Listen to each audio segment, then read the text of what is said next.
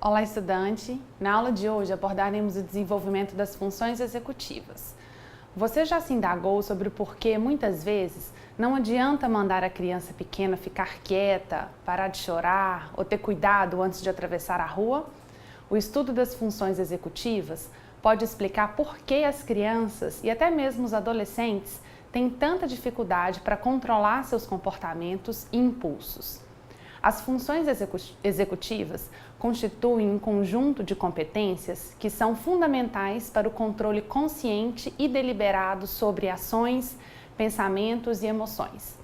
Elas possibilitam ao indivíduo gerenciar diferentes aspectos da vida com autonomia, isto é, tomar decisões com independência e responsabilidade. As funções executivas podem ser divididas em 3 grandes categorias de competências. São elas: a memória de trabalho, o controle inibitório e a flexibilidade cognitiva. A memória de trabalho permite armazenar, relacionar e pensar informações no curto prazo. Sem essa capacidade, por exemplo, o indivíduo não se lembraria do que estava fazendo após ser interrompido. O controle inibitório possibilita controlar e filtrar pensamentos e ter domínio sobre atenção e comportamento. Conseguir ler um texto, mesmo na presença de barulhos incômodos, é um exemplo dessa capacidade.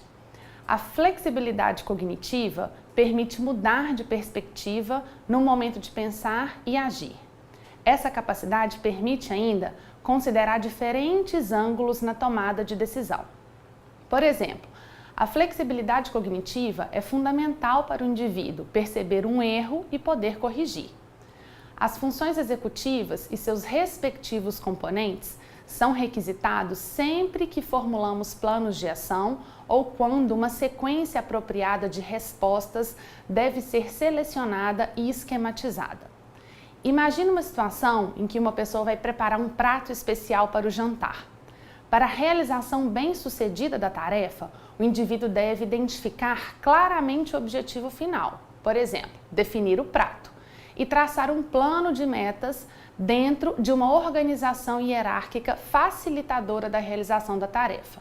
Por exemplo, definir os ingredientes ou passos para obtê-los, sua quantidade e qualidade, prazos para realizar cada um dos passos, etc. Em seguida, deve executar os planos planejados, avaliando constantemente o sucesso de cada um deles, corrigindo os passos que não foram bem-sucedidos e adotando novas estratégias quando necessário.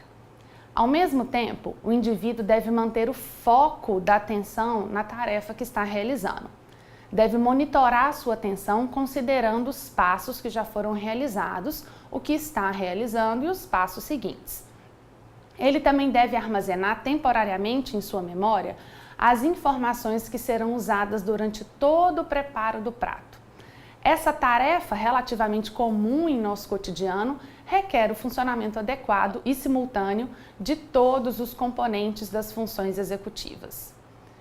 Os neurônios e os circuitos responsáveis pelas funções executivas localizam-se sobretudo na parte frontal do cérebro, especialmente no córtex pré-frontal.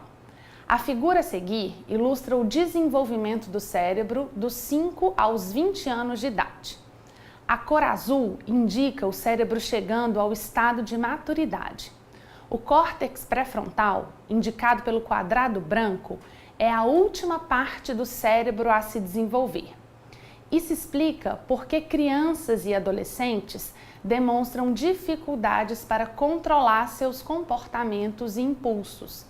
Quando a criança nasce, o córtex pré-frontal não está completamente formado. Nos anos iniciais, essa área estrutura-se, amadurece e forma conexões fundamentais. Essas conexões ou circuitos tornam-se mais eficientes ao longo da adolescência e no início da vida adulta, conforme ilustrado na figura. As funções executivas desenvolvem-se desde cedo e podemos observar sinais delas já no final do primeiro ano de vida.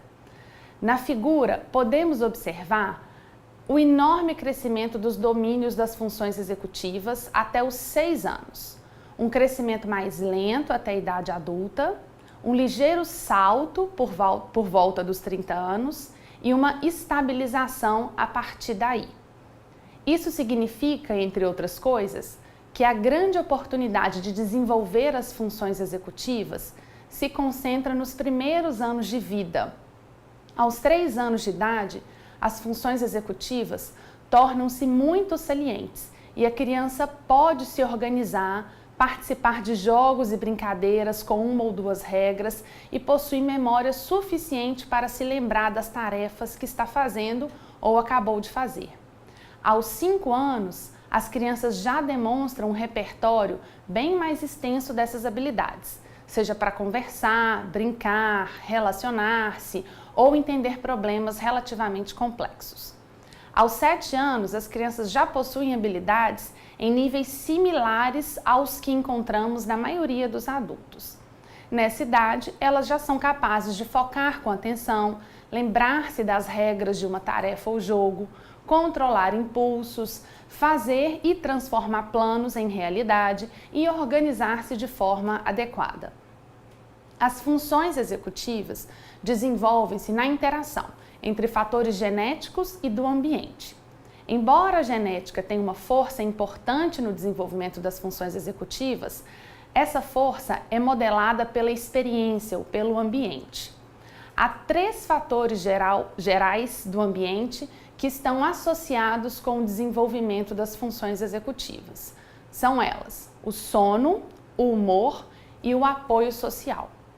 O sono afeta o desenvolvimento e a operação do cérebro em várias dimensões, e muito especialmente na organização das experiências do dia e no funcionamento da memória. O sono está fortemente relacionado com hábitos de saúde e exercícios físicos. Crianças ficam irritadas com falta de sono e adolescentes comportam-se como zumbis após noites mal dormidas. O humor também afeta de maneira significativa nossa capacidade de desenvolver e operar de forma adequada as funções executivas. Somos mais capazes e criativos quando estamos felizes, porém, quando estamos tristes e deprimidos, vemos menos saída e opções. O terceiro fator refere-se ao isolamento, solidão versus apoio social. Os diversos ambientes em que a criança cresce, casa, creche ou qualquer outro lugar, devem promover ativamente a independência progressiva da criança, para que ela assuma o papel executivo. Isso requer interações bem calibradas para que a criança receba estímulos e respostas compatíveis com seu nível de desenvolvimento e com a capacidade de assimilar informações, assumir decisões e riscos. O papel do adulto é o mesmo de um andaime em uma construção. Um ambiente saudável promove a ordem, é previsível, ajuda e estimula as crianças a manterem o foco, a seguirem regras, a controlarem seus impulsos. Esses ambientes também proporcionam apoio e contexto social necessário para a criança se sentir segura e motivada. Criam, inclusive, oportunidades para a criança aprender e adquirir hábitos saudáveis de sono, além de estímulos e limites para a expressão das manifestações de euforia e frustração. Mas há contextos e ambientes que dificultam o desenvolvimento das funções executivas. Ambientes desorganizados, caóticos ou imprevisíveis podem levar a crianças a adotar práticas inadequadas de autorregulação. Ambientes inseguros que criam medo e são estressantes prejudicam o desenvolvimento das habilidades de memória, atenção e controle inibitório. Da mesma forma, ambientes carregados de elementos tóxicos, como álcool e drogas, maus tratos e abandonos, estão associados com altos níveis de impulsividade, desorganização e prejuízo no desenvolvimento do córtex pré-frontal. O efeito de ambientes estressantes no início da vida pode levar a criança a fazer adaptações que são funcionais para sobreviver no curto prazo, mas que levam à perda da flexibilidade no longo prazo. Um exemplo simples é o da criança que se acostuma a fugir, se esconder, ficar calada ou apanhar em silêncio com medo de pais ou adultos que chegam em casa bêbados ou agem de forma imprevisível. Uma vez aprendidos, esses circuitos são difíceis de serem desmontados. A adaptação no curto prazo dificulta a adaptabilidade no futuro, o que sugere dificuldades e limites de esforços na reeducação e reabilitação de crianças sujeitas a ambientes altamente desfavoráveis. As funções executivas não são apenas elementos importantes do processo de desenvolvimento na primeira infância. As funções executivas são fortes preditores do futuro desempenho das crianças na escola e na vida. A seguir, resumi algumas evidências baseadas em estudos rigorosos a respeito das funções executivas. As funções executivas, por exemplo, são preditores mais precisos do desempenho escolar e do ajuste social do que medidas de inteligência. Também existem evidências de que as funções executivas, estudadas em pares de gêmeos aos 5 anos de idade, constituem fortes preditores de comportamentos como fumar, agressividade e comportamento antissocial aos 12 anos de idade. Finalmente, o desenvolvimento das funções executivas de um grupo de 1.000 crianças nascidas no mesmo ano, mesma cidade e controladas por diversos fatores, revelou forte correlação com comportamentos antissociais na adolescência e aos 32 anos de idade, com pior saúde, menor salário, maior probabilidade de cometer crimes e pior qualidade de vida. Estudos como esses revelam a existência de forte correlação entre um grau mais elevado de funcionamento das funções executivas no início da vida e comportamentos sociais ao longo da vida. Preparar filhos e crianças para serem autônomos requer mais do que intuição, carinho e amor. Pais e educadores devem conhecer e saber usar boas habilidades em suas interações com as crianças. Promover o desenvolvimento das funções executivas implica em ajudar a criança a adquirir progressivamente o controle sobre certas funções e ajudá-la a tomar decisões corretas dentro dos limites da sua autonomia. Daí a importância de saber, entender e estabelecer limites.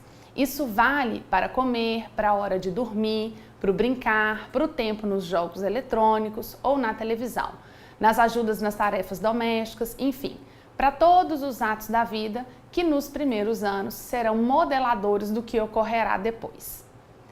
Em um dos textos disponíveis no módulo 3, você encontrará estratégias para desenvolver as funções executivas na primeira infância. Leia com atenção e compartilhe.